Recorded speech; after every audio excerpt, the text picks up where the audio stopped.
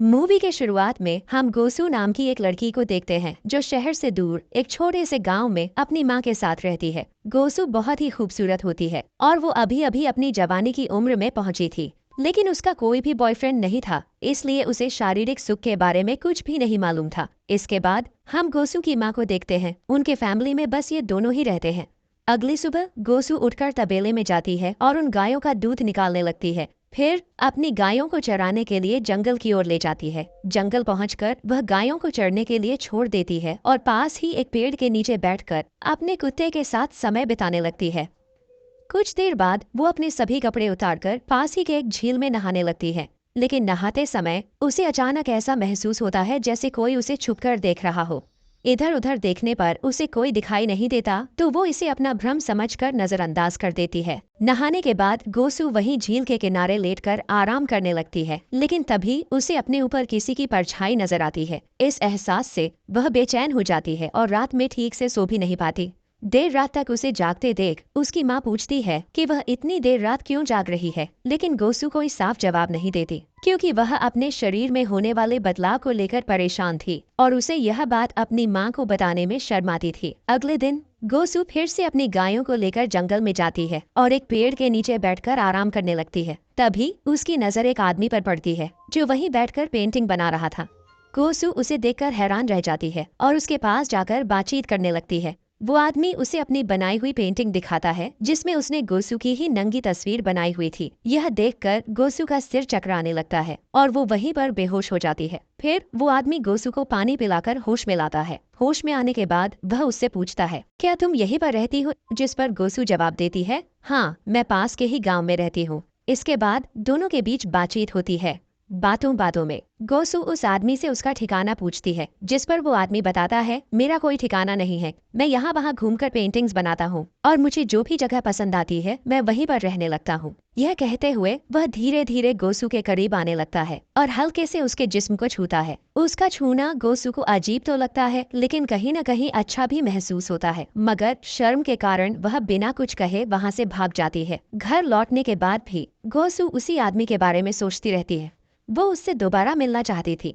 फिर अगले दिन गोसू उसी जगह पर जाती है और उस आदमी को इधर उधर ढूंढने लगती है, लेकिन वो आदमी कहीं नजर नहीं आता। तभी झाड़ियों के पीछे से वो आदमी उसको पुकारने लगता है, जिसे सुनकर गोसू उसके पास जाती है और वह देखी है कि वो आदमी जमीन पर बैठकर एक तस्वीर बना रहा था। तब वो आदमी गोसू को अपनी बनाई हुई पेंटिंग्स दिखाता है। उन पेंटिंग्स को देखकर गोसू को बहुत अच्छा लगता है, लेकिन जब वह देखती है कि ज्यादातर पेंटिंग्स उसी की है, वो भी बिना कपड़ों के, तो वह हैरान रह जाती है और वो उससे पूछती है, तुम बस मेरी ही तस्वीर क्यों बनाते हो, वो भी बिना कपड़ों के? जिस पर वो आदमी कहता है, क्योंकि तुम बहुत खूबसूरत हो, तुम्हारा चेहरा, तुम्हारा बदन और तुम्हारे हाथ भी बहुत सुंदर है। इसके बाद वह गोसू से कहता है कि तुम जानती हो कि तुम्हारा जवान शरीर तुमसे क्या चाहता है? जिस पर गोसू कहती है कि नहीं, मैं इसके बारे में कुछ भी नहीं जानती। फिर वो आदमी गोसू को उसी की एक नंगी तस्वीर दिखाता है और कहता है कि तुम्हारे शरीर को शारीरिक सुख चाहिए, जो मैं तुम्हें दे सकता हूँ। फिर वो गोसू को अपने सारे कपड़े उतारने के लिए कहता है। तब गोसू अपने सारे कपड़े उतार देती है। फिर वो आदमी उसके जिस्म को छूता है। यह चीज गोसू को बहुत ही अच्छी लगती है। तब गोसू भी खुद को कंट्रोल नहीं कर पाती और वह दोनों वहीं पर इंटीमेट हो जाते हैं।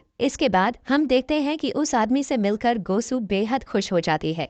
खुशी के मारे वह रात भर सो नहीं पाती और सुबह जल्दी उठ जाती है। उसकी इस बदली हुई आदतों को देखकर उसकी माँ को शक होने लगता है कि आखिर गोसू इतनी बदल कैसे गई। धीरे धीरे गोसू हर रोज जंगल में जाकर उस आदमी से मिलने लगती और एक दूसरे के शरीर की प्यास को शांत करती। सोते जागते गोसू बस उसी के ख्यालों में डूबी रहती थी। वह आदमी भी न केवल गोसू से प्यार करता था, बल्कि उसे दुनिया के तौर तरीके भी सिखाने लगता, कैसे बैठकर खाना खाना चाहिए, लोगों से कैसे बात करनी चाहिए और भी बहुत कुछ। इसके अलावा वह गोसू के लिए नए नए सुंदर कपड़े भी लेकर आता, जो गोसू को बेहद पसंद आते थे। धीरे धीरे गोसू की जिंदगी में एक नया बदलाव आने लगा। एक दिन तेज बारिश के कारण वे दोनों एक पेड़ के नीचे बैठे होते हैं और आपस में बातें करते हैं। बातचीत के दौरान वह व्यक्ति गोसू को एक किताब देते हुए बताता है, मैंने तुम्हें सब कुछ सिखा दिया है और अगर आगे तुम्हें शारीरिक सुख के बारे में कुछ भी जानना हो तो तुम इस किताब को पढ़ लेना। इसमें शारीरिक सुख के बारे में सब कुछ डिटेल में लिखा हुआ है। गोसू कहती है, मुझे पढ़ना नहीं आता। तो वह आदमी कहता है, इसमें तस्वीरों के जरिए सारी बातें बताई गई हैं, तुम इसे देखते ही अपने आप सारी चीजें समझ जाओगी। वो दोनों इंटीमेट हो ही रहे थे कि तभी कुछ बच्चे उन दोनों को देख लेते हैं। उन बच्चों को देखकर गोसू घबरा जाती है, लेकिन वो आदमी गोसू से कहता है तुम उन पर ध्यान मत दो। इसके बाद गोसू वो किताब लेकर घर आ जाती है। घर आकर उसमें बनी तस्वीरों को देखने लगती है। इसी बीच उसे अपनी माँ के आने की आहट सुनाई देती है और वह किताब को छुपा देती है, लेकिन गोसू की माँ यह समझ जाती है कि वह उनसे कुछ छुपा रही है। माँ के पूछने पर गोसू वह किताब अपनी माँ को देते हुए कहती है, मुझे यह किताब जंगल में एक आदमी ने दी थी। यह सुनकर उसकी माँ बहुत गुस्सा हो जाती है और कहती है, मैं जानती थी कि तुम हर रोज किससे मिलने जाती थी। गांव के कुछ बच्चों ने मुझे बताया है। मैं तुम्हें यह सब करने के लिए जंगल में नहीं भेजती हूँ। अगर तुम प्रेग्नेंट हो गई तो मैं तुम्हें नहीं छोड़ूंगी। यह सुनकर गोसू को बहुत गुस्सा तो आता है, लेकिन वह अपनी माँ से बहस नहीं करना चाहती। इसके बाद उसकी माँ उससे कहती है, इस संडे हम चर्च में जाएंगे और वहाँ तुम फादर के सामने सारी बातें कन्फेस कर लेना। इसके बाद संडे को वे दोनों चर्च में जाते हैं। वहाँ पर गोसू फादर के सामने अपनी सारी बातें कन्फेस करती है और कहती है, मैं जानती हूँ कि मुझे वो सब नहीं करना चाहिए था, लेकिन फिर भी मैं अपने आप को नहीं रोक पाई और उसके साथ कई बार इंटीमेट हुई हूँ, इसीलिए मेरे सारे गुनाह माफ कर दीजिए। गोसू की ये बातें सुनकर फादर उसकी माँ से कहते हैं, गोसू अभी बच्ची है, वह नई नई जवान हुई है। इस उम्र में लोग अक्सर ऐसी गलतियाँ कर लेते हैं, लेकिन तुम एक बार गोसू को लेकर डॉक्टर के पास जाओ और उसका चेकअप करवाओ, कहीं वह प्रेग्नेंट तो नहीं है। फादर की ये बातें सुनकर गोसू की माँ उसे डॉक्टर के पास ले जाती है चेकअप कराने के लिए। चेकअप के बाद डॉक्टर जो कहता है उसे सुनकर उसकी माँ बिल्कुल हैरान रह जाती है। डॉक्टर उसकी माँ से बताता है कि गोसू अभी वर्जिन है और उसने कभी किसी के साथ शारीरिक संबंध नहीं बनाए हैं, यानी उसे अब तक किसी ने छुआ भी नहीं है। लेकिन अगर यह सच था तो फिर गोसू ने जो कुछ भी अनुभव किया था वह आखिर क्या था? फिर उसी रात जब गोसू अपने कमरे में सो रही थी तो वह आदमी उसके पास फिर से आता है और उसे चूमकर नींद से जगाता है। उसे देखकर गोसू कहती है, मैं चाहती हूँ कि तुम हमेशा मेरे पास रहो। यह सुनकर वह आदमी मुस्कुराता है और जवाब देता है कि मैं यही हूँ, तुम्हारे साथ, तुम्हें छोड़कर कभी कहीं नहीं जाऊंगा। लेकिन जैसे ही वह यह कहता है वह अचानक गायब हो जाता है। दरअसल वह कोई अनजान आदमी नहीं था, यह सब सिर्फ गोसू की कल्पनाएं थी। जो कुछ भी अब तक देखा गया वह केवल उसके दिमाग का एक भ्रम था।